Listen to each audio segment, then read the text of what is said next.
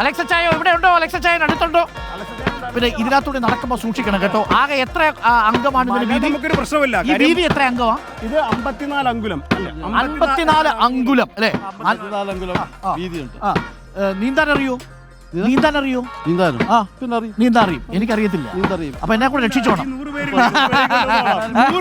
100 പേരുണ്ട് എന്ത് സംഭവിച്ചാലും. അതായത് ആളുണ്ട്. അതെ അതെ അതെ അതെ കുട്ടനാട്ടുകാരുടെ മുമ്പിലൊക്കെ നമ്മൾ വെള്ളത്തിൽ വീണ പുഷ്പം പോലെ ബുക്ക് ചെയ്ത് അവിടെ കൊണ്ടുവന്നൊരു ചായ തന്നിട്ട് വീട്ടിൽ പറഞ്ഞു വിടും. അപ്പോ എങ്ങനെയാ മങ്കൊമ്പ് തെക്കേക്കര ബോട്ട് ക്ലബ്ബ്? മങ്കൊമ്പ് നല്ല പ്രകടനം കാഴ്ചവെക്കുമെന്നാണ് ഞങ്ങൾ വിശ്വസിക്കുന്നത്. പക്ഷേ ഏറ്റുമുട്ടാൻ പോകുന്നത് പള്ളാത്തുരുത്തിയോടും UBC കൈനഗരിയോടും KTBCയോടും ATBCയോടും ഒക്കെയാ. അതും ഈ കുട്ടനാട്ടുകാരല്ലേ, ഈ മങ്കൊമ്പുകാർ, ഈ കുട്ടനാട്ടുകാർ, ഈ പള്ളാത്തുരുത്തിയും UBC കൈനഗരിയുമായിട്ട് ബന്ധപ്പെട്ട് കിടക്കുന്ന ടീമാണ് ഇവര്. അപ്പൊ നല്ല പ്രകടനം. അവർ മുൻകാലങ്ങളിലൊക്കെ ഞങ്ങളുടെ ആയവറമ്പ് വണ്ടി വള്ളം കളിച്ചിട്ടുണ്ട്. അന്നേരമൊക്കെ അവർ നല്ല പെർഫോമൻസ് ആണ്. അപ്പൊ 2ാം സ്ഥാനം നേടിയിട്ടുള്ളത് 2019 ജില്ലക്കാരല്ല കേട്ടോ. 2019 മിന്നുന്ന പ്രകടനത്തിലൂടെ ഫോട്ടോ ഫിനിഷിംഗിലൂടെ 1ാം സ്ഥാനം നഷ്ടപ്പെട്ട ചാമ്പ്യന്മാരാണ് നമ്മളോടൊപ്പം ഇപ്പോൾ തുഴഞ്ഞുകൊണ്ടിരിക്കുന്ന മങ്കൊമ്പ് തെക്കേക്കര ബോട്ട് ക്ലബ്ബ്. അന്നത്തെ പ്രതാപം ഇപ്പോഴും ഉണ്ടോ?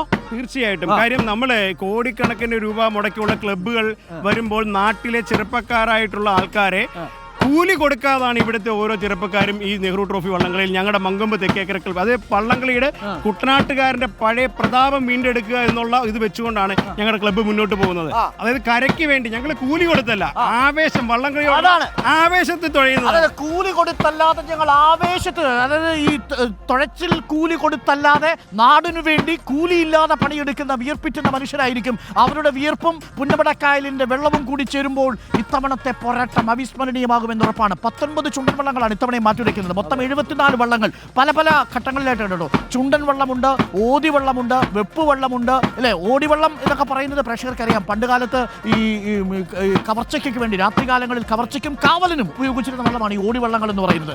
വെപ്പ് വള്ളങ്ങൾ എന്ന് പറയുന്നത് ചുണ്ടൻ വള്ളങ്ങൾ യുദ്ധത്തിന് പോകുമ്പോൾ ചെമ്പശ്ശേരി രാജാവിന് ഭക്ഷണം കൊടുക്കാൻ വേണ്ടിയിട്ട് ഭക്ഷണം വെച്ചുകൊണ്ട് പോയ വള്ളങ്ങളാണ് വെപ്പ് വള്ളങ്ങൾ എന്നറിയപ്പെടുന്നത്. ചുരുളൻ വള്ളങ്ങളുണ്ട്. അപ്പോൾ ഇത്തരം വള്ളങ്ങളുടെയൊക്കെ മത്സരമാണ് നടക്കാൻ പോകുന്നത്. അപ്പോൾ ചുണ്ടൻ വള്ളങ്ങൾ 19 എണ്ണം, പിന്നീട് ഓടിവള്ളങ്ങൾ, വെപ്പ് വള്ളങ്ങൾ, ചുരുളൻ വള്ളങ്ങൾ, ഇതൊക്കെയാണ് നീറ്റിൽ ഇറങ്ങാൻ പോകുന്നത്. അപ്പോൾ 19 ചുണ്ടന്മാരിലെ ഒരു ചുണ്ടനാണ് നമ്മളിപ്പോൾ സഞ്ചരിച്ചു കൊണ്ടിരിക്കുന്ന ആയാപുറമ്പ് പാണ്ടി അല്ലേ? അതെ, ആയാപുറമ്പ് പാണ്ടി.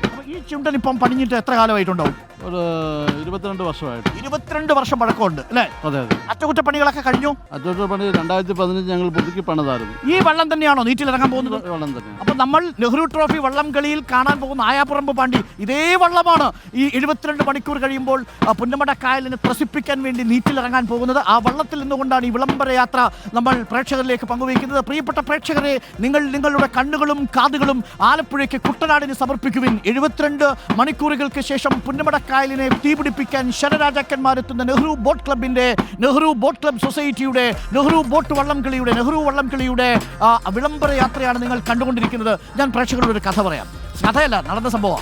1952 ആദ്യത്തെ തെരഞ്ഞെടുപ്പൊക്കെ കഴിഞ്ഞ് നെഹ്റു മന്ത്രിസഭ അധികാരത്തിൽ വരുന്ന സമയം, അന്ന് 1952 ഡിസംബർ മാസം, നല്ല തണുപ്പുള്ള ദിവസം.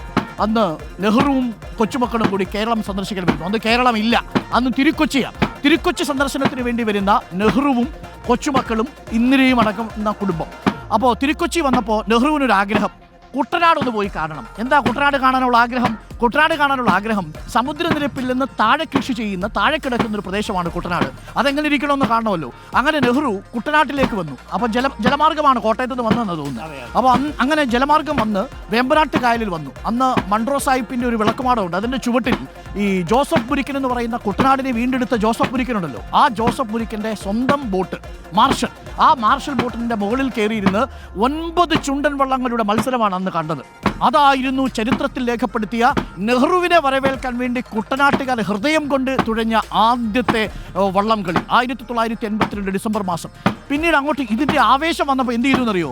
കഥ കേൾക്കുന്നത്, നെഹ്റു ഈ ഫിനിഷിംഗ് പോയിന്റിലേക്ക് വള്ളം എത്തിയപ്പോൾ ഈ മാർഷൽ ബോട്ടിൽ നിന്ന് ചാടിക്കേറി ചുണ്ടൻ വള്ളത്തിൽ കയറിയെന്നാണ് അല്ലേ?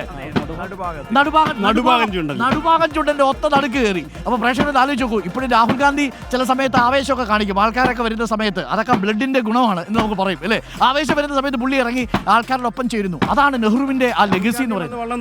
രാഹുൽ ഗാന്ധി ഇവിടെ വന്ന് വള്ളം തുഴഞ്ഞു. ഭാരത് ജോഡോ യാത്ര സമയത്ത് ഇവിടെ വന്ന് രാഹുൽ ഗാന്ധിയും KC വേണുഗോപാൽ സാറും കൂടെ വള്ളം തുഴഞ്ഞു ഇവിടെ.